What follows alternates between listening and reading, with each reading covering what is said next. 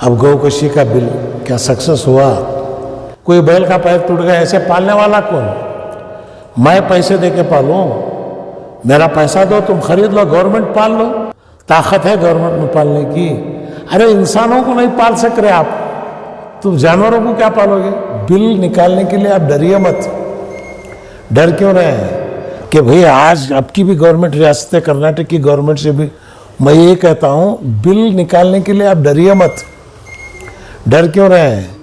आप मुसलमानों को पूछ के बिल मत निकालिए, किसानों को बुलाइए, किसानों की राय लीजिए कि भाई मेरी गई है, मैं आज पाल रहा हूँ, 50,000 को गई लाया, 5 साल दूध दी, 5 साल के बाद दूध नहीं, अब वो गई को क्या करना? मैं बेचना ही है।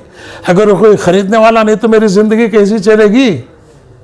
दूध का किसान जिसके ऊपर डिपेंड हुआ है उसकी ज़िंदगी बर्बाद हो रही है। उसकी ज़िंदगी को बचाने के लिए हम कह रहे हैं कि भाई आपको खाने के लिए आप बैल है, मैं किसान हूँ, 2 जोड़ी बैल लाता हूँ, 3 साल काम करते हैं, 4वें साल बैल बेकार हो जाते हैं। कोई बैल का पैर टूट गया, ऐसे पालने वाला कौन? मैं पैसे दे के पालूं? मेरा पैसा दो, तुम खरीद लो, गवर्नमेंट पाल लो।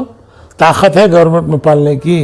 अरे इंसानों को नहीं पाल सक रहे आप, तुम जानवरों को क्या पालोगे? तो इसलिए जो है मौजूदा हुकूमत से भी मेरी यही दरख्वास्त है, हिम्मत से आगे बढ़ें। आप जो है इसके अंदर कहें कि भाई ये किसानों को नुकसान दे रहा है, हम इसको निकाल रहे हैं। जो पुराना कानून है, दूध देने वाले गाय को कोई भी हाथ नहीं लगाता, काम करने वाले बैल को कोई हाथ नहीं लगाता। जो स्क्रैप हो गया है, आप गाड़ी चला रहे, नई गाड़ी लाते ही देवल को ले जाके पूजा करते हैं, कद्दू के ऊपर चढ़ाते हैं, करते हैं नहीं करते? पुरानी भी तो क्या करते हैं, उसको स्क्रैप में बेच देते हैं। और लेने वाला कौन? स्क्रैप मुसलमान ही है। भाई तुम्हारे पूरे स्क्रैप चीज़ें हमें ख़रीदना और उसके ऊपर तोहमत भी लेना। तो मैं आपके चैनल का तहे दिल से शुक्रिया अदा करता हूँ कि आपने इस मौक़िफ़ को आवाम तक पहुँचाइएगा। अल्लाह ताला हमें कामयाब करें। अस्सलाम वालेकुम व रहमतुल्लाहि व बरकातुहू।